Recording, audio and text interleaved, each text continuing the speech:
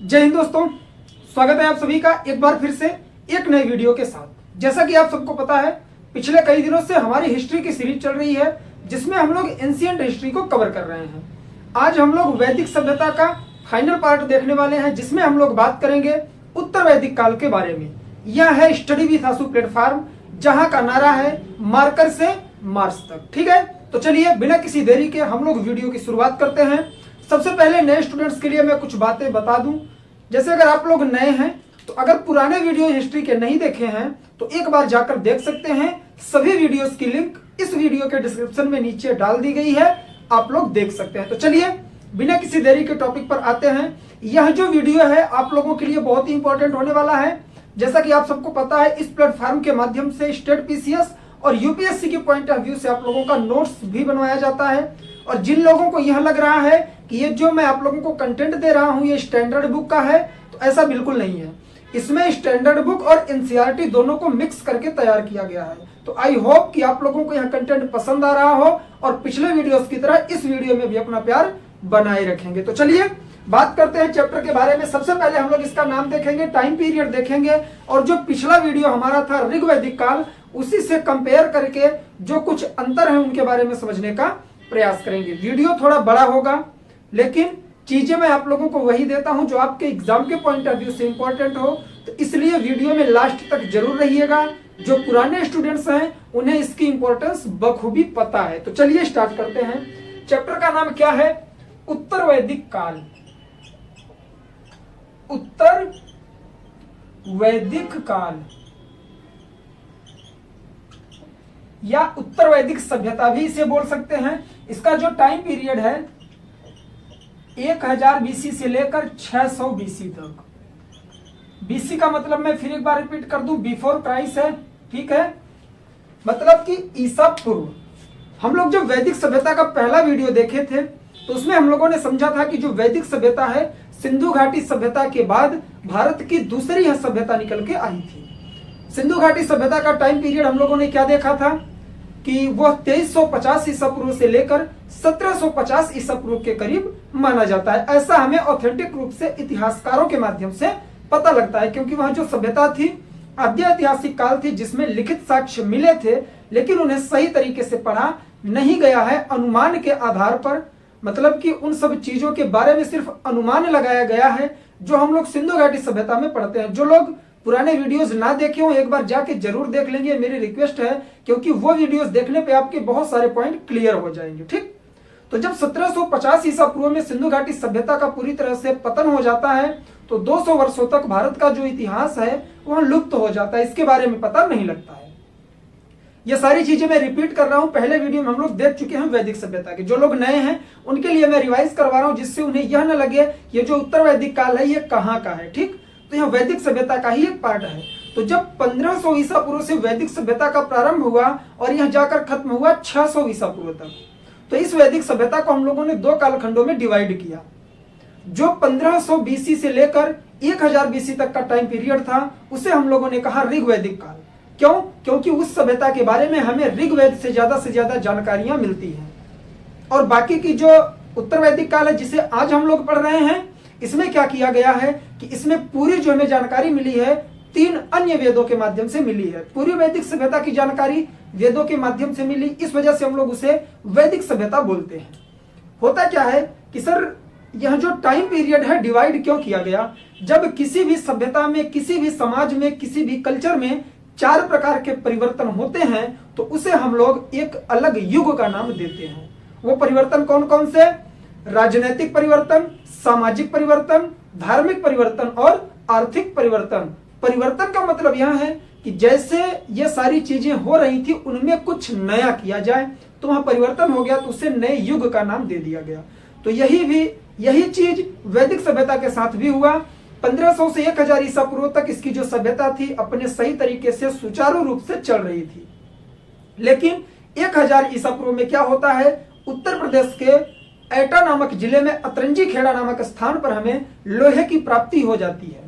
तो जब लोहे का विकास हो जाता है और लोहे का प्रयोग होने लग जाता है तो उससे बहुत सारी चीजें नई निकल के आती हैं। औद्योगिकीकरण होता है, कृषि पर निर्भरता होती है, बहुत सारे व्यवसाय किए जाते हैं। इस वजह से पूरे सभ्यता में एक नया टर्न आ जाता है। तो 1000 ईसा पूर्व से 600 ईसा पूर्व तक हम लोग किसे पढ़ने वाले हैं आज? उत्तर वैदिक काल को, जो आज का वीडियो है। इसके बाद जो नेक्स्ट वीडियो आएगा वह महाजनपद काल का आएगा।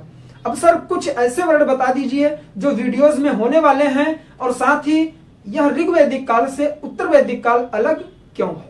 हम लोगों ने उत्तर वैदिक काल में बहुत सारी चीजें पढ़ी थी। सामाजिक स्थिति में जैसे वहां कबीलाई जीवन था, राजा की जो गरिमा थी बहुत कम बनी हुई थी, साथ ही साथ सभा समिति विदथ और गण की बहुत ज्यादा उसमें उपयोगिता थी। रत्नियों की संख्या 7 बताई गई थी, जिसमें 4 हम लोगों ने मुख्य तौर पर देखा था।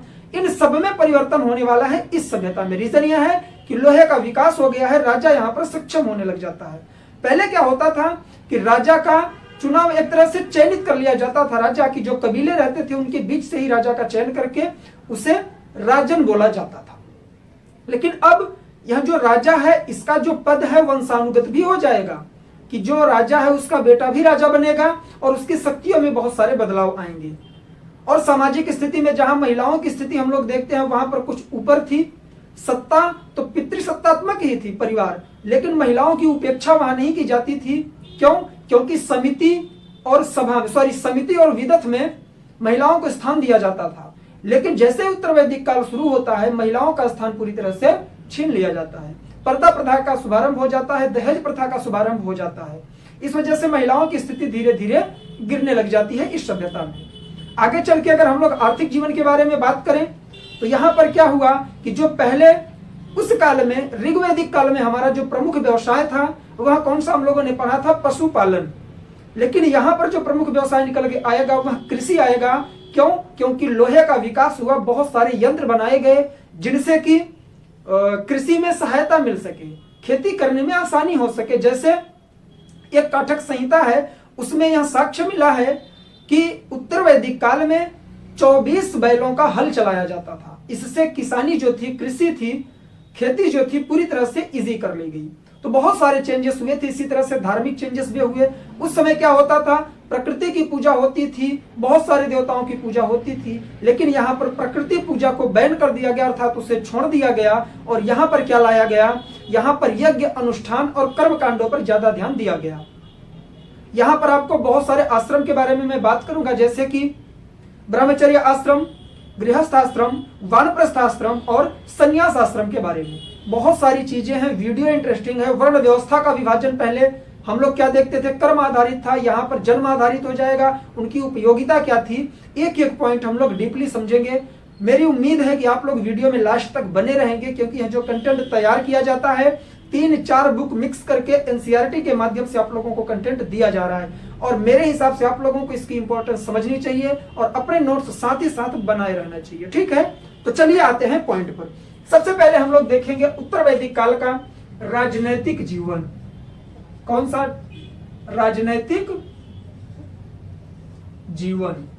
देखिए वीडियो बड़ा होगा, इसका कोई प्रेशर नहीं है, लेकिन जो मैं कंटेंट आपको दूं आपके समझ में आना चाहिए। मैं यहीं खड़े होकर सारी चीजें बोल जाऊं, आपके माइंड में कुछ भी नहीं जाएगा। एज ए स्टोरी चीजें बोल के लिखवाना बहुत बड़ी चीज होती है। अगर आप लोग इसे फॉलो कर रहे हैं, कोई भी चीज अगर याद करनी है, खास करके हिस्ट्री की, तो आपको चीजें पहले लिखनी चाहिए। बार बार जितनी बार लिखेंगे चीजें आपको याद हो जाएंगी। ठीक है, इसमें बहुत सारी नदियों के नाम भी आने वाले हैं, उन पर भी बात करेंगे। तो यहाँ पर जो राजनीतिक जीवन है, पहले देखिए पिछले काल को हम लोग हमेशा कंपेयर करेंगे।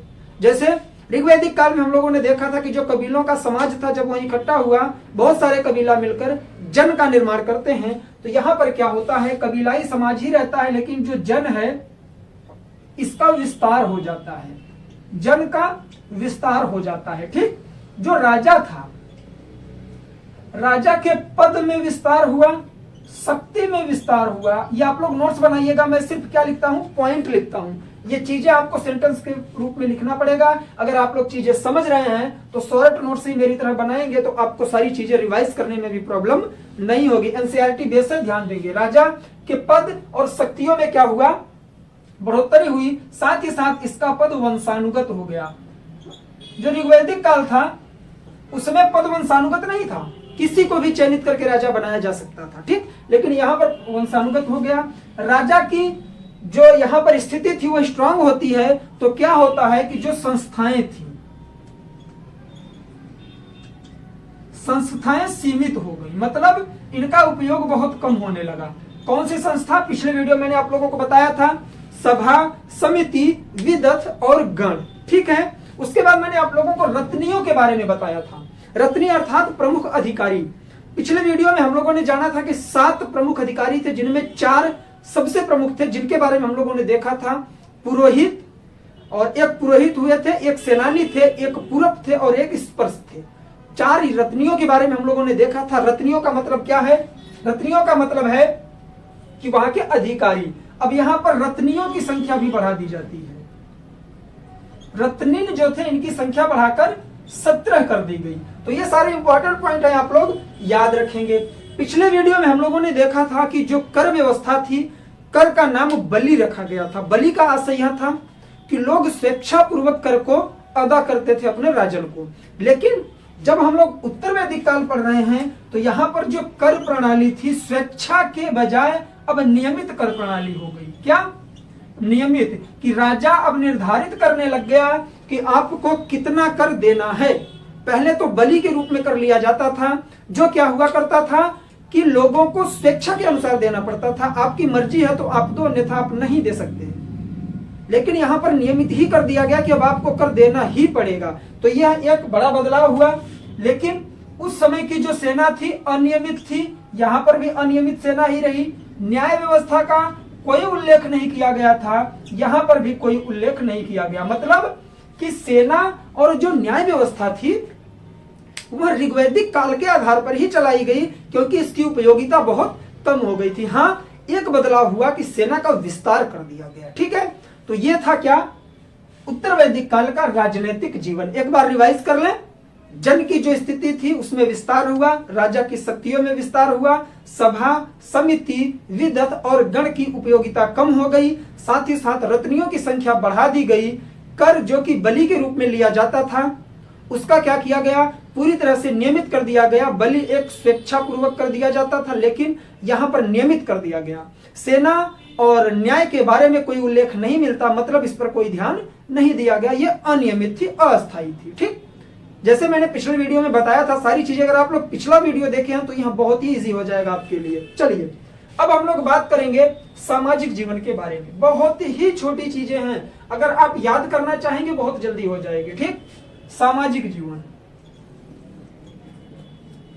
सामाजिक जीवन किसका?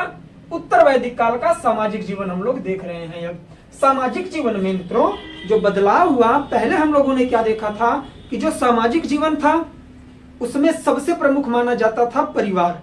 लेकिन अब यहां पर इसका विस्तार हो जाता है। कैसे? पहले पर परिवार आता है, परिवार के बाद ग्राम आता है, ग्राम के बाद विष आता है और विष के बाद जन। मतलब अब यहां पर अगर हम लोग एक तरह से देखें तो लोकतांत्रिक प्रणाली स्टार्ट हो रही है। सॉरी, लोकतांत्रिक कर रहा हूं मैं, राजतंत्र यहां पर स्थापित हो रहा है। मतलब छोटे से लेकर बड़े स्तर तक विकास करने की अगर बात की जाए तो उसे कई पार्टों में बांट दिया जाए तो उसका विकास हो सकता है। तो यहां पर भी वही किया गया। परिवार के बाद ग्राम, ग्राम के बाद विष, विष के बाद जन। सबसे बड़ा जन माना गया, सबसे छोटा परिवार। हम लोगों ने देखा था ऋग्वैदिक काल में कि सबसे छोटा परिवार हुआ करता था। परिवार की जो स्थिति थी सबसे छोटा उसमें कुल होता था, ठीक। यहां पर परिवार के आगे बढ़ाया गया और परिवार को आगे बढ़ाकर ग्राम बनाया गया, ग्राम को आगे बढ़ाकर विश्व बनाया गया और विश्व को आगे बढ़ाकर क्या किया गया? जन की उपाधि दी गई। अब आगे अगर हम लोग पढ़ेंगे उत्तर वैदिक काल के बाद जो महाजनपद काल आएगा तो इस जन को जनपद बनाया गया और उसी जनपद को फिर महाजनपद बना दिया गया, जिसे हम लोग पढ़ते हैं महाजनपद काल, ठीक। तो ये इंपॉर्टेंट फैक्ट है, याद रखेंगे। अब यहां से कुछ चेंजेस आपको देखने के लिए मिलेंगे, लेकिन परिवार में कोई चेंजेस नहीं होगा। अगर आपसे प्रश्न बने कि ऋग्वैदिक काल और उत्तर वैदिक काल के पारिवारिक स्थिति में क्या परिवर्तन हुआ, तो आप लिखेंगे कुछ नहीं। रीजन यह है कि उस समय भी परिवार संयुक्त रूप से रहा करता था, इस समय भी रहता था। उस समय एक ही मुखिया हुआ करता था, इस समय भी है, मतलब संयुक्त परिवार था। पितृसत्तात्मक व्यवस्था थी, वह भी यहां पर बनी रही। स्त्रियों की जो संख्या थी, स्त्रियों की जो स्थिति थी, उसमें काफी सारा बदलाव हुआ। हम लोग क्या देखे थे कि ऋग्वैदिक काल में जो स्त्रियां थीं उन्हें समिति और विदथ में भी स्थान दिया जाता था। बड़े कार्यों में वह अपने पति के साथ पार्टिसिपेट करती थी, लेकिन यहाँ पर पूरी तरह से बैन कर दिया गया। तो कुछ चेंजेस हैं, ध्यान देंगे उसको। ठीक है, परिवार हो गया। उसके बाद वर्ण व्यवस्था में परिवर्तन देखेंगे आप लोग।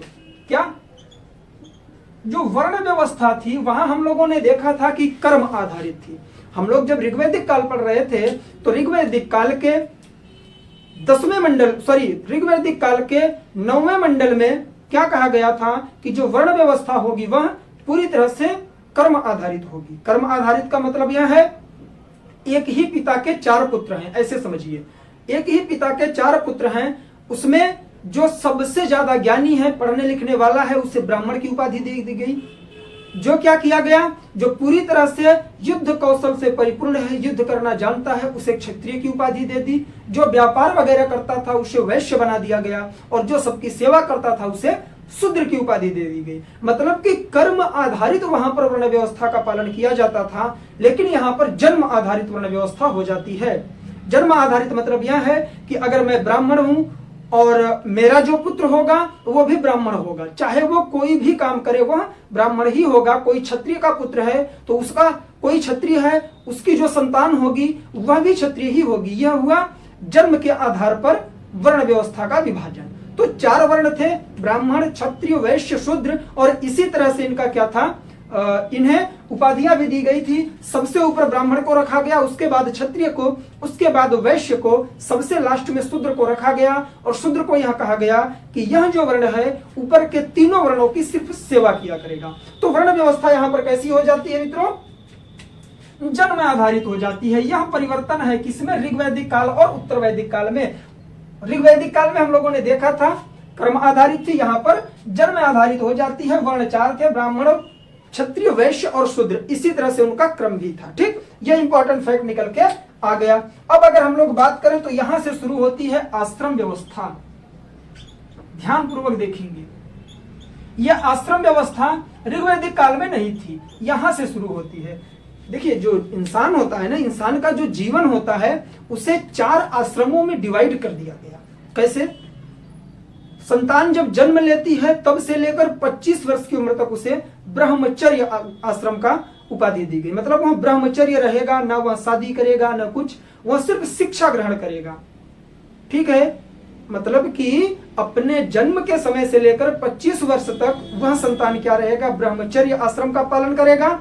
उसके बाद 25 से 50 वर्षों तक वह गृहस्थ आश्रम का पालन करेगा। मतलब वह शादी करेगा, संतान की उत्पत्ति करेगा, परिवार को सही तरीके से चलाएगा। जैसे ही वह 50 वर्ष का हो जाएगा उसे वानप्रस्थ आश्रम दिया जाएगा। वानप्रस्थ आश्रम का मतलब यह है कि आप जाकर घर से दूर रहिए और जो ब्रह्मचर्य के आश्रम के बच्चे हैं उन्हें आप शिक्षा प्रदान करें। तो यह 50 से 75 वर्ष तक वानप्रस्थ होगा। फिर 75 वर्ष जब आपकी एज हो जाएगी तो आप जंगलों में चले जाइए, संन्यास ग्रहण कर लीजिए और मृत्यु की प्रतीक्षा कीजिए। ठीक है, तो 4 आश्रम थे, मैं यहां लिख देता हूं कौन कौन से। पहला था ब्रह्मचर्य आश्रम 0 से 25 वर्ष। 0 से 25 क्यों कह रहा हूं कि जब संतान जन्म लेती है तब से लेकर 25 वर्ष तक। उसके बाद आता है गृहस्थ आश्रम। यहां कब तक चलेगा, 25 से 50 वर्ष तक, जब उसकी उम्र हो जाएगी। मतलब इसमें वह क्या करेगा, शादी करेगा, संतानोत्पत्ति करेगा, परिवार का पूरा अपनी जिम्मेदारियां निभाएगा। उसके बाद जैसे उसकी एज 50 वर्ष हो जाती है उसे वानप्रस्थ आश्रम का पालन करना पड़ेगा। वानप्रस्थ बोले तो 50 से लेकर 75 सालों तक। ठीक है, इसमें वह क्या करेगा कि ये जो ब्रह्मचर्य वाले बच्चे हैं इन्हें वह शिक्षा देगा। यह पॉइंट कई बार पूछा गया है कि वानप्रस्थ और संन्यास में क्या ऑप्शन है। पहले ये 3 ही आश्रम थे, लेकिन बाद में क्या जोड़ा गया इसमें लाकर, इसमें जोड़ा गया संन्यास आश्रम। और संन्यास की जो एज बताई गई 75 से लेकर 100 वर्षों तक, कि अब आप कोई भी काम नहीं कर सकते, भक्ति भाव में लीन रहिए, भगवान का स्मरण करिए और अपने मृत्यु की प्रतीक्षा कीजिए, पूरी तरह से इंतजार करिए। तो ये 4 आश्रम आए, इसे आप लोग नोट डाउन जरूर कर लेंगे, क्योंकि यहां से कई बार प्रश्न बना है कि जो वैदिक सभ्यता है इसके किस कालखंड में आश्रमों के बारे में बात की गई है, तो वह है उत्तर वैदिक काल। कितने आश्रमों की बात की गई है, तो 4 आश्रम की। सबसे पहले ब्रह्मचर्य, उसके बाद गृहस्थ, उसके बाद वानप्रस्थ और उसके बाद सबसे अंतिम में संन्यास आश्रम। एज याद करने की सबसे अच्छी ट्रिक है, 4 आश्रम है, 2 3 4, 25 से डिवाइड करते जाइए, 0 से 25, 25 से 50, 50 से 75, 75 से 100। ये हो गया हमारा क्या, आश्रम व्यवस्था। वर्ण व्यवस्था जन्म आधारित हो गई। आश्रम व्यवस्था भी हम लोगों ने देख लिया, परिवार के बारे में देख लिया। अब बात आती है स्त्रियों की। स्त्रियों की जो वहां पर कंडीशन थी, सामाजिक स्थिति के तहत हम लोग देख रहे हैं, वह क्या हो गई, उपेक्षा होने लगी इनकी। उपेक्षा का मतलब यह है कि पूरी तरह से इन्हें बर्खास्त नहीं किया गया, लेकिन जो समिति और सभा जो कहां पर हुआ करती थी, यह थी ऋग्वैदिक काल में। ऋग्वैदिक काल में जब हम लोग पढ़ रहे थे कि राजा की सहायता के लिए 4 संस्थाएं बनाई गई थी, समिति, सभा, विदथ और गण। उनमें से 2 जो संस्थाएं थी, विदथ और समिति, इसमें स्त्रियों को भी प्रवेश दिया जाता था।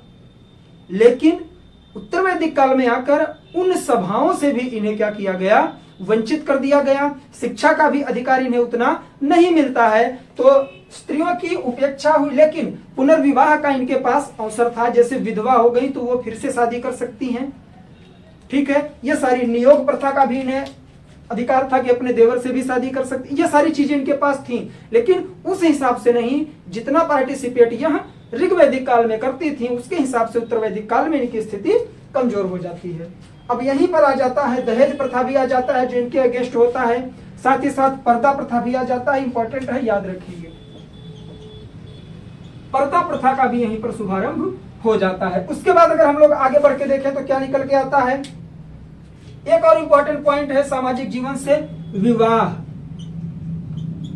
देखिए ये इंपॉर्टेंट है। विवाह 2 प्रकार के होते थे, अनुलोम विवाह और प्रतिलोम, ठीक है।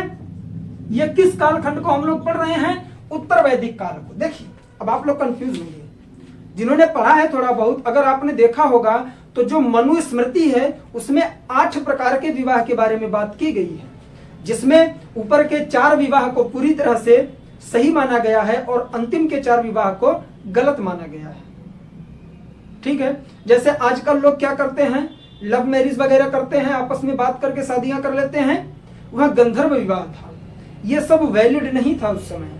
ऊपर के 4 विवाह ही वैलिड थे। लोग क्या करते थे, आसुरी विवाह भी था, लोग अपहरण कर लेते थे, उस कन्या का अपहरण करके शादी कर लेते थे, या फिर उसके परिवार वालों का अपहरण कर लेते थे शादी करने के लिए।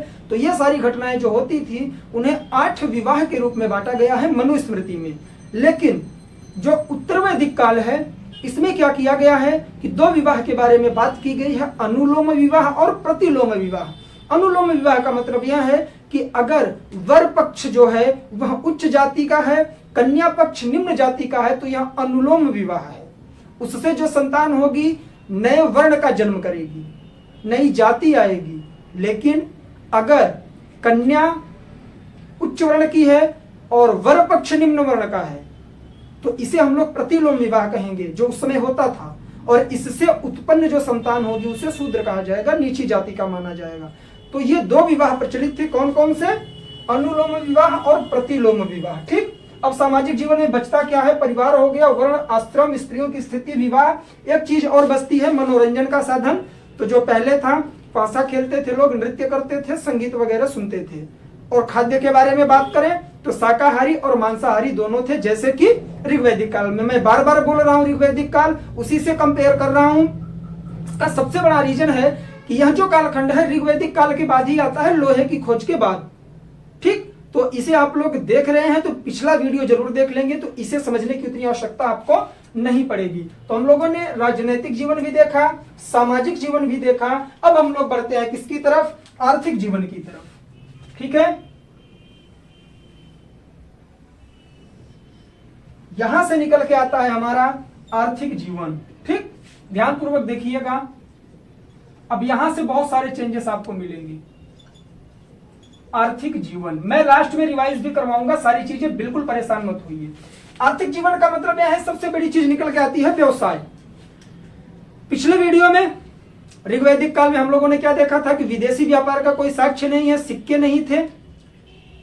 प्रमुख व्यवसाय वहां का क्या हुआ था? पशुपालन। नहीं, यहां पर क्या होगा कि अब जब लोहे की खोज कर ली गई तो मैंने स्टार्टिंग में बताया बहुत सारे यंत्रों का निर्माण किया गया। तो यहां पर क्या होता है कि जो प्रमुख व्यवसाय है वह कृषि बन जाता है। और कृषि से जो अधिशेष होता है, मतलब देखिए कृषि दो प्रकार की होती है, मैं थोड़ा एक्सप्लेन कर दूं। जो कृषि होती है वह दो प्रकार की होती है, एक जीवन निर्वाह कृषि, जीवन निर्वाह कृषि, और एक होती है अधिशेष, अधिशेष कृषि। सर इन दोनों में अंतर क्या है? जीवन निर्वाह कृषि का मतलब यह है कि खेती उतनी ही की गई, उतनी ही पैदा हुई खेती से हमें उतना ही अनाज प्राप्त हुआ जिससे हमारा पालन पोषण हो सके, भरण पोषण हो सके, हमें सही तरीके से भोजन मिल सके। बस उतने के लिए ही खेती हुई और उसी में खत्म हो गया पूरा अनाज। अधिशेष का मतलब यह है जैसे सरप्लस, इसे आप लोग बोलते हैं ना इंग्लिश में, अगर आप लोग अकाउंटिंग वगैरह पढ़े होंगे तो सरप्लस जानते होंगे। सरप्लस का मतलब यह है कि जितने की हमें आवश्यकता है वो तो मिला, लेकिन उससे ज्यादा मिला हमें। तो जो ज्यादा मिला उसे हम क्या करेंगे? यूज करेंगे, उसे कहां डाल देंगे? व्यापार में। तो यहां पर यह भी देखने को मिलता है, एक पॉइंट अगर आप कृषि का समझ गए तो आप पूरी अर्थव्यवस्था समझ गए, वहां की आर्थिक जीवन कैसा था।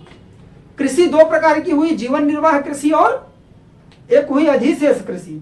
जब अधिशेष कृषि हुई तो उसमें जो हमारे खाने पीने से, हमारे जीवन निर्वाह के अलावा जो हमारे पास अनाज बचा उसे हमने क्या किया? मार्केट में सेल कर दिया, उससे हमें पैसे आ गए, उसे हमने व्यापार में लगा दिया, तो उद्योगों का भी विकास हो गया। पिछले वीडियो में ऋग्वैदिक काल में हम लोगों ने उद्योगों का कोई विकास नहीं देखा था, लेकिन जैसे ही लोहे की खोज होती है इस कालखंड में तो क्रांतिकारी परिवर्तन आता है, क्योंकि कृषि होने लगती है सही तरीके से, लोहे की खोज से उद्योग भी सामने आ जाते हैं, विदेशी व्यापार भी होने लगता है। लेकिन सिक्के का साक्ष्य यहां पर भी नहीं मिलता है, अर्थात जो विनिमय का माध्यम था वह वस्तु विनिमय ही बना रहा, एक वस्तु देकर दूसरी वस्तु लेना। सिक्के का कोई भी उल्लेख यहां पर नहीं किया गया है। बहुत से महानुभाव सोच रहे होंगे सर सिक्के का नहीं आया तो करेंसी रही होगी। नहीं मालिक, करेंसी भी नहीं थी उस समय, ठीक है। करेंसी कैसे आएगी जब सिक्का ही नहीं है? तो वहां पर नोट कैसी चलाई जाएगी? ठीक, तो कंफ्यूजन मत क्रिएट करिएगा। पूरे उत्तर वैदिक काल में, अब हम ऐसे बोल सकते हैं कि पूरे उत्तर वैदिक काल में 1500 ईसा पूर्व से लेकर 600 ईसा पूर्व तक, जिसमें ऋग्वैदिक काल भी आता है, उत्तर वैदिक काल भी आता है, कहीं पर भी हमें सिक्के का साक्ष्य नहीं मिलता है। प्रश्न कई बार बना है, छोटे एग्जाम्स में ध्यान देंगे आप लोग। चलिए आइए, इतना हम लोगों ने देखा, अब इसको समझने का प्रयास करते हैं। आर्थिक जीवन, प्रमुख व्यवसाय, प्रमुख व्यवसाय मैंने अभी क्या बताया आप लोगों को? यहां पर हो जाता है कृषि। लेकिन पिछले वीडियो में ऋग्वैदिक काल का प्रमुख व्यवसाय क्या था? बताइए आप लोग, कमेंट भी करिएगा। जो मैं क्वेश्चन करता हूं उसका कमेंट भी आप लोग कर सकते हैं क्वेश्चन के साथ, तो मुझे देखकर ज्यादा खुशी मिलेगी। पिछले वीडियो अर्थात ऋग्वैदिक काल का प्रमुख व्यवसाय पशुपालन था। इसके लिए एक चीज मैंने आप लोगों को बताया था कि जो काठक संहिता है, काठक संहिता में बात की गई थी कि 24 बैलों का हल मिला है। इसका मतलब यह है कि कृषि सही तरीके से होती थी, ठीक है। दूसरा व्यापार, अब वीडियो ज्यादा देर तक नहीं चलेगा। दूसरा प्रमुख व्यवसाय, व्यवसाय कौन सा था? पशुपालन दूसरे नंबर पर आता है यहां पर, ठीक है। यहां पर भी गाय को वरीयता मिलती है, लेकिन सबसे प्रिय पशु जो है वह घोड़ा है, क्योंकि रथ वगैरह में उसका यूज होता था, घुड़दौड़ में यूज होता था, और वह राजनीति से जुड़ा हुआ था, मतलब कि उसका प्रयोग शासन चलाने में भी किया जाता था, युद्ध वगैरह में। इसलिए घोड़ा सबसे प्रिय यहाँ का पशु हुआ करता था। ये 2 पॉइंट निकल के आया, आप लोग सही तरीके से समझ गए। अब हम लोग बढ़ते हैं आगे। इसमें क्या हुआ? जब लोहे का विकास हुआ, उद्योग और व्यापार तेजी से होने लगा, मतलब इसका विकास हुआ। साथ ही साथ हमें विदेशी व्यापार के भी साक्ष्य हमें मिलते हैं, हमें साक्ष्य मिलते हैं, लेकिन सिक्का नहीं मिलता, ये जरूर लिख लेंगे। सिक्के का कोई साक्ष्य हमें आज भी प्राप्त नहीं है पूरे के पूरे वैदिक सभ्यता से, ठीक है, सिक्का यहां पर नहीं था। एक सबसे इंपॉर्टेंट पॉइंट आता है नगरीकरण। अब यहां थोड़ा हम लोग स्टॉप लेंगे और सही तरीके से समझने का प्रयास करेंगे। जल्दबाजी मत दिखाना आप लोग, क्योंकि हम लोग हिस्ट्री पढ़ रहे हैं। देखिए, जब लोहे का विकास हुआ, कृषि सुचारू रूप से हुई, अधिशेष की प्राप्ति हुई, व्यापार किया जाने लगा, विदेशों से भी हमारे संबंध बने, ऐसा साक्ष्य मिला है। साथ ही साथ उद्योग और व्यवसाय भी सही तरीके से चल रहा है, तो नगरीकरण स्टार्ट हो गया। नगरीकरण का मतलब यह है कि लोग पास में घर बना के रहने लग गए। जहां पर ज्यादा उद्योग क्या होता है, उद्योग जहां लगाया जाता है वहां पर लोगों को काम करने के लिए जगह चाहिए, तो रहने की भी जगह चाहिए, तो लोग वहां पर निवास करने लग गए। धीरे धीरे क्या हुआ, नगरीकरण होने लगा। अब आपके माइंड में आएगा, सर क्या भारत में नगरीकरण सबसे पहले वैदिक सभ्यता में स्टार्ट हुआ? जी नहीं।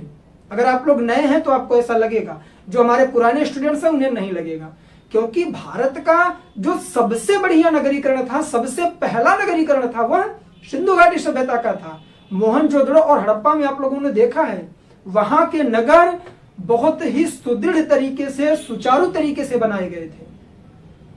वहां के घर 2 मंजिला पाए गए, सड़कें समकोण पर काट रही हैं, सड़कों के किनारे नाले बनाए गए हैं, नाले पूरी तरह से ढके हैं, जैसे आजकल गटर होता है, उनमें नरमोखे बनाए गए। नरमोखे का मतलब यह है कि ढक्कन लगाया गया है कि अगर कहीं पर भी सीवर फंस जाता है, जैसे आजकल होता है, तो उसमें अंदर जाकर उसकी सफाई भी हो जाए। अब सोचिए कि इस सभ्यता के आने के पहले 200 साल पहले, 500 साल पहले भारत बहुत सुदृढ़ था, नगरीकरण की व्यवस्था थी, लेकिन उस सभ्यता का इस तरह से पतन होना आज तक किसी को पता नहीं लग पाया। तो अब आपके माइंड से यह चीज निकला कि वैदिक सभ्यता में नगरीकरण का विकास भारत का पहला नगरीकरण नहीं था। भारत में पहली बार नगरीकरण का विकास सिंधु घाटी सभ्यता में होता है। दूसरी बार कहां पर होता है, तो यह होता है उत्तर वैदिक काल में।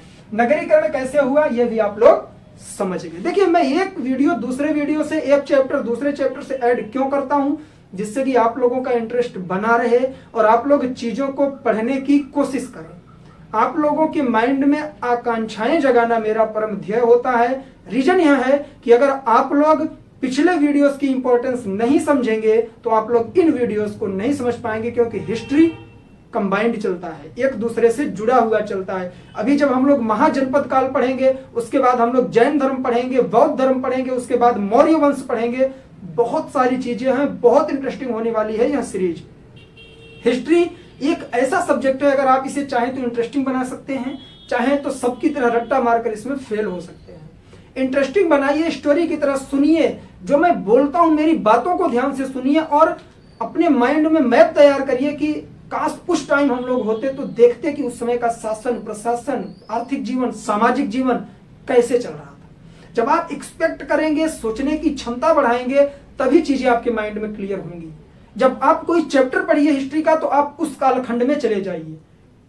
उसका मतलब यह नहीं कि रूम से अपने निकलिए और उस कालखंड में चले जाइए, नहीं जा पाओगे। क्या करिए, अपने माइंड में सोचिए वो चीजें, चलचित्र बनाइए, जैसे मूवी होती है कि यार कैसे हुआ होगा, ये चीजें कैसे थी। मैं गारंटी के साथ कहता हूं, जिस दिन आपके अंदर यह क्षमता आ गई चीजें सोचने की कि काश उस टाइम मैं होता तो कैसा होता, ये क्या होता, 100% हिस्ट्री आपको याद नहीं करनी पड़ेगी और सबसे इजी सब्जेक्ट आपको हिस्ट्री लगेगा। जैसे कि मैं भी पहले यही करता था, रट्टा मारता था। इतने सारे पॉइंट मैंने आप लोगों को बताया, जबकि यह फैक्ट है। मेरे माइंड में क्यों सेट है, क्योंकि मैं हर चीज मैं आपसे एक्सप्लेन भी कर रहा हूं ना, तो ये जो फोन सामने वीडियो शूट कर रहा है, मैं इसमें अपने आप को नहीं देख रहा हूं ना, मैं आप पर ध्यान दे रहा हूं, मैं ध्यान दे रहा हूं उस कालखंड पर जिसके बारे में हम लोग पढ़ रहे हैं। तो ये सारी चीजें होती हैं एक सफल स्टूडेंट्स की। आप लोग इसे फॉलो करिए, अपने आप में ढालिए। टॉपर्स कहीं से निकल के नहीं आते। अगर आप सही तरीके से पढ़ लिए, समझ लिए, तो आपके बीच से ही कोई एक टॉप कर जाएगा। आप स्वयं टॉप कर सकते हैं। इसलिए आपको चीजें समझनी पड़ेंगी। रट्टा मारने की कोशिश करेंगे, यूपीएससी कभी क्रैक नहीं होगा किसी भी सब्जेक्ट में। जो फैक्ट है उसे रटिए, लेकिन जो समझने लायक चीजें हैं उसे समझिए। इसमें कौन सा ईयर में लिखा रहा हूं, क्या लिखा रहा हूं, कुछ भी नहीं, सिर्फ कॉन्सेप्ट आप लोगों को बता रहा हूं। मेरी बात को ध्यानपूर्वक सुन रहे होंगे तो सारी चीजें आपकी क्लियर हो रही होंगी। वीडियो बड़ा हो रहा है लेकिन कोई फर्क नहीं पड़ता, अगर आप लोग वीडियो देख रहे हैं, आपको इंटरेस्टिंग लग रहा है तो मुझे उम्मीद है कि लास्ट तक देखेंगे। चलिए, बहुत हो गया लेक्चर, बहुत हो गया मोटिवेशन, बीच बीच में बोलना चाहिए चीजें, जिससे कि आप लोगों को भी थोड़ा लगे कि हाँ मैं भी इंटरेस्टेड हूं कि आप लोग पढ़िए। मेरा कोई व्यापार नहीं है टीचिंग जिस दिन व्यापार बन जाएगी उस दिन सब कुछ खत्म हो जाएगा। आपके पास जो है दूसरों को अगर आप दे रहे हो, इसमें आपकी कोई क्षति नहीं हो रही है तो इससे कोई फर्क नहीं पड़ना चाहिए। जो टीचर व्यवसाय बनाकर टीचिंग करते हैं उनके खिलाफ मैं हमेशा से रहा हूं और आप लोग भी रहिएगा। ठीक है, तो चलिए बात करते हैं, हम लोग आते हैं टॉपिक पर। किसी दिन लाइव सेशन में हम लोग इसके बारे में डीपली बात करेंगे। तो हम लोगों ने राजनीतिक जीवन समझा, सामाजिक जीवन समझा और आर्थिक जीवन समझा। अब बचता है हमारा लास्ट वाला और उसका नाम क्या है? धार्मिक जीवन। ठीक है, चलिए। मजा आता है यार क्लासेस लेने में, अच्छा लगता है। चीजें जब पॉइंट बाय पॉइंट क्लियर होती रहती हैं और आप लोग समझते रहते हैं, कमेंट्स वगैरह करते हैं, तो मुझे भी क्या होता है, एनर्जी मिलती है। ठीक है, चलिए अब हम लोग बात करेंगे धार्मिक जीवन के बारे में। यहां का धार्मिक जीवन जो है ना बहुत इंटरेस्टिंग है। धार्मिक जीवन, अब यहां से शुरू होगा कर्मकांड, यज्ञ अनुष्ठान, और यहीं से धीरे धीरे नींव पड़ने लग जाएगी जैन धर्म और बौद्ध धर्म की। कहेंगे सर जब जैन धर्म और बौद्ध धर्म की नींव यहीं से पड़ने लगी तो हम अलग से क्यों पढ़ते हैं? उसका रीजन है, जब कोई भी नया बदलाव होता है तो उसके लिए पुरानी सभ्यता में कुछ गलतियां होती हैं। अगर गलतियां नहीं होंगी तो वही चीजें चलती रहेंगी। मैं भी एक्सप्लेन करूंगा, आपको लग जाएगा कि बौद्ध और जैन धर्म कैसे आया भारत में। चलिए स्टार्ट करते हैं। जो धार्मिक जीवन है, पिछले वीडियो अर्थात ऋग्वैदिक काल में हम लोगों ने क्या देखा? ऋग्वैदिक काल में हम लोगों ने देखा कि वहां के लोग प्रकृति पूजक थे, बहुदेववादी थे। लेकिन यहां पर क्या होता है, यज्ञ अनुष्ठान और कर्मकांड पर बहुत ज्यादा फोकस किया जाता है। ठीक है, यज्ञ अनुष्ठान और कर्मकांड पर बहुत ज्यादा फोकस किया जाता है और यहां पर प्रकृति पूजा पूरी तरह से समाप्त हो जाती है। इंपॉर्टेंट क्वेश्चन है, कई बार यूपीएससी में बना है, यूपीएससी के मेंस में यह प्रश्न बना है। आप लोगों को मैं अगर नोटिस करवा दूं, ये आप लोग याद रखिएगा और लिख लीजिएगा। यूपीएससी में प्रश्न बना है मेंस में कि उत्तर वैदिक काल का जो धार्मिक जीवन है वह ऋग्वैदिक काल से अर्थात पूर्व वैदिक काल से किस प्रकार भिन्न है, स्पष्ट विवेचन कीजिए।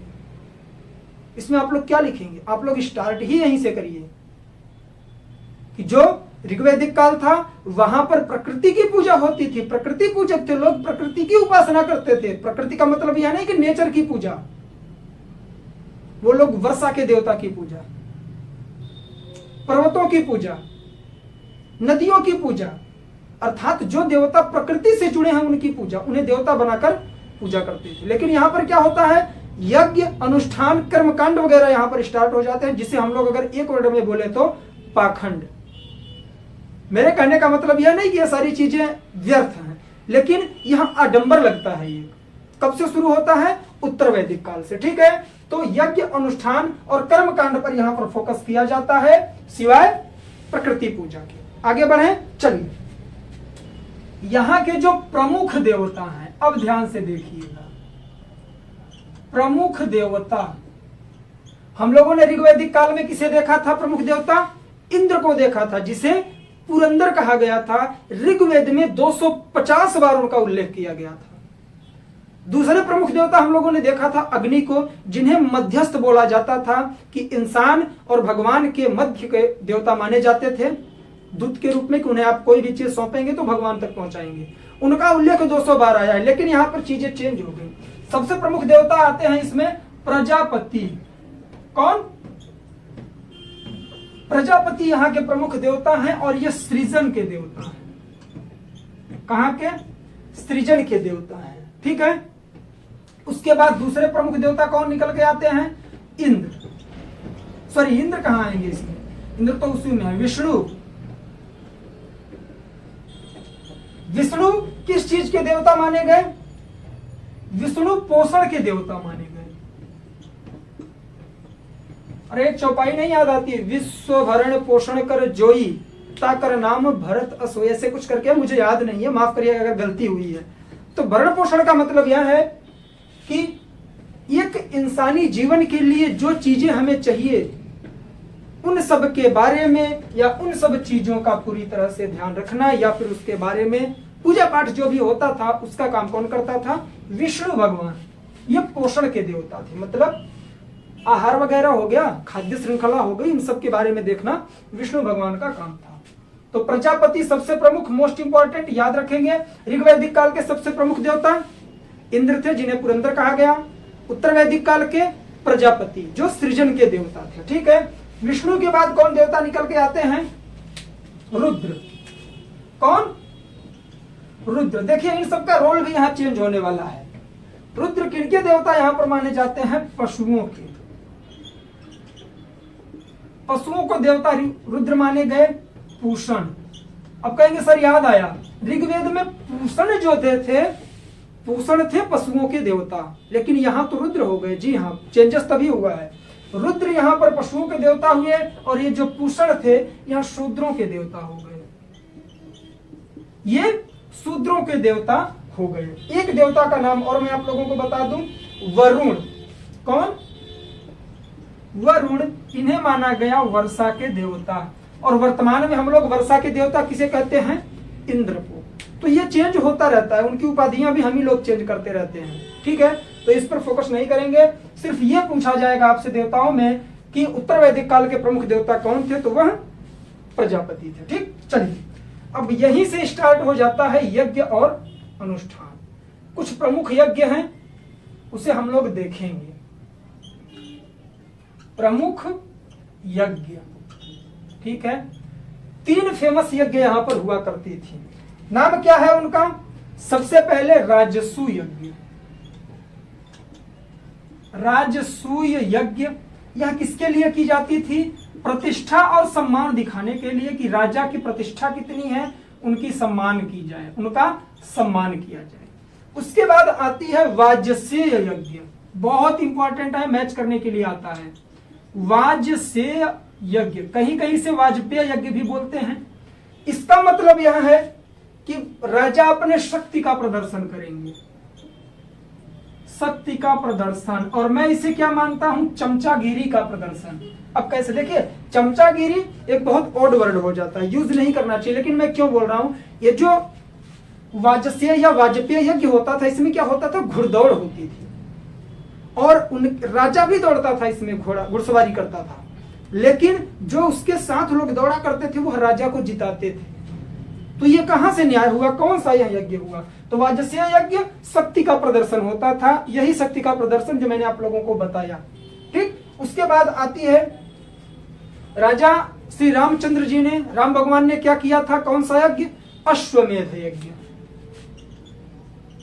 अश्वमेध यज्ञ यह होता था राज्य विस्तार के लिए। वीडियो ज्यादा बड़ा तो नहीं हो रहा है, अब बस 10-5 मिनट और चलेगा, 5 मिनट। अश्वमेध यज्ञ किया जाता था राज्य के विस्तार के लिए। राजा यज्ञ करता था और घोड़ा छोड़ता था, घोड़े के मस्तक पर एक पत्र लगाया जाता था जिसमें लिखा रहता था कि जो भी इस घोड़े को पकड़ने का दुस्साहस करेगा वह हमसे युद्ध करेगा, और जिस जिस राज्य से वह घोड़ा निकलता जाता है उस पर उस राजा का अधिकार होता जाता है जिसका वह घोड़ा हुआ करता था, ठीक। तो 3 वहां पर क्या होते थे? यज्ञ होते थे, ठीक है। अब यहीं से निकलता है क्या, जो मैंने आप लोगों को रिकॉल करवा दूं, एक बार बोला था कि जैन धर्म और बौद्ध धर्म कैसे आता है। यह जो तीनों यज्ञ हुआ करते थे ना, इनमें जो सबसे प्रमुख चीज थी वह क्या थी? बलि। बहुत ज्यादा मात्रा में बलि दी जाती थी। कई जगहों पर तो ऐसा मिला है कि 10-10 हजार, 50-50 हजार पशुओं की बलि दी जाती थी यज्ञों में। तो यहां से जो समाज था उसके 2 भाग हो गए। एक भाग वह हुआ जो बलि को सपोर्ट करता था यज्ञ अनुष्ठान को, और एक भाग ऐसा निकला जो इन सब कर्मकांडों और पाखंडों को, आडंबरों को नहीं मानता था, और वही भाग जाकर क्या करता है? जैन धर्म और बौद्ध धर्म का विस्तार करता है। तो यहीं से निकला था, ठीक। तो ये हो गया। अब यहां से कुछ इंपॉर्टेंट फैक्ट है, जैसे नदियों के नाम, इसे आप लोग नोट डाउन कर लीजिए, मैं यहां पर लिख देता हूं। यहाँ की कुछ प्रमुख नदियां हैं, जिनका प्राचीन नाम कुछ और था उस समय उत्तर वैदिक काल में, और वर्तमान में उनका नाम कुछ और है। कई बार प्रश्न यहां से बना है, तो आप लोग ध्यान पूर्वक देखेंगे। ठीक है, 7-8 नदियां हैं। देखिए, पहली है पुरुषणी, यहां मैं लिख देता हूं प्राचीन नाम और यहां पर वर्तमान। ठीक है, पुरुषणी, पहले की जो पुरुषणी थी आज उसका नाम क्या है, तो रावी है। पहले की एक नदी थी जिसका नाम था आस्किनी, आज की चेनाब नदी। ठीक, ये सब इंपॉर्टेंट है, आप लोग याद रखेंगे। पुरुषणी की रावी, आस्किनी का चेनाब, वितस्ता, जो वितस्ता नदी थी उसे झेलम कहा जाता है। आज की जो झेलम नदी है पहले उसे वितस्ता नदी से के नाम से जाना जाता था। पुरुषणी को रावी, आस्किनी को चेनाब, वितस्ता को झेलम, सुतुद्री, सुतुद्री को सतलज। ठीक है, उसके बाद कौन सी बस्ती है, आस्किनी भी हो गई, पुरुषणी, सुतुद्री, वितस्ता, वितस्ता को झेलम कहा जाता था, और विपासा, विपासा आज की जो ब्यास नदी है इसे विपासा कहा जाता था। सदानीरा, सदानीरा कहा जाता था गंडक को, आज की जो गंडक नदी है उसे सदानीरा कहा जाता था। इसके बाद एक नदी निकल के आती है सरस्वती। उस समय की जो सरस्वती नदी थी आज उसे घग्गर कहा जाता है, जो कि पूरी तरह से सूख गई है। सिंधु घाटी की सभ्यता में इस नदी पर भी बहुत सारे हमें साक्ष्य मिलते हैं, बहुत सारी बस्तियां मिलती हैं। इस वजह से सिंधु घाटी सभ्यता को भी सरस्वती घाटी सभ्यता भी कहते हैं, याद रखेंगे। सिंधु घाटी सभ्यता के नामकरण के समय इसे हम लोगों ने देखा था। 1 2 3 4 5 6 7, एक नदी और थी, कौन सी थी, जो अफगानिस्तान, अफगानिस्तान की कैपिटल क्या है, काबुल। पहले उसका नाम क्या था, कुबा। ठीक है, आज उसका नाम है काबुल। नदियों का नाम है, एक बार मेरे साथ रिवाइज करिए। पुरुषणी का रावी, आस्किनी चेनाब, वितस्ता का झेलम, सुतुद्री का सतलज, विपासा का ब्यास, सदानीरा का गंडक, और सरस्वती का घग्गर, कुबा का काबुल। ठीक, यहां पर समाप्त होता है हमारा वैदिक काल, और वैदिक काल का तीसरा वीडियो, जिसे हम लोगों ने देखा क्या था, उत्तर वैदिक काल। तो आई होप कि यह वीडियो भी आप लोगों को पसंद आया होगा और आप लोग नोट्स प्रिपेयर कर रहे होंगे। नोट्स प्रिपेयर करते रहिए, ये स्टडी विथ आंसू प्लेटफॉर्म आप लोगों को इसी तरह से इंटरेस्टिंग वीडियोस देता रहेगा। क्यों? क्योंकि यहाँ का नारा है मार्कर से मार्क्स तक। पढ़ाई हमारी मार्कर से होती है, व्हाइट बोर्ड पर होती है। मैंने बोला था आप लोगों को कि अपने पास कोई स्टैंडर्ड सुविधाएं नहीं है, लेकिन कंटेंट में दम है। जो वीडियोस मैं आप लोगों को दे रहा हूं कहीं भी नहीं मिलेगा, इसकी मेरी गारंटी है। मिलेगा भी तो चीजें आपको लिखी लिखाई मिलेंगी, या फिर एक्सप्लेनेशन इस तरह से नहीं मिलेगा। तो ये तो आप लोगों के ऊपर है कि पसंद आ रहा है कि नहीं आ रहा है। तो thank you so much video को यहां तक देखने के लिए और हमारे साथ जुड़े रहने के लिए। Bye bye.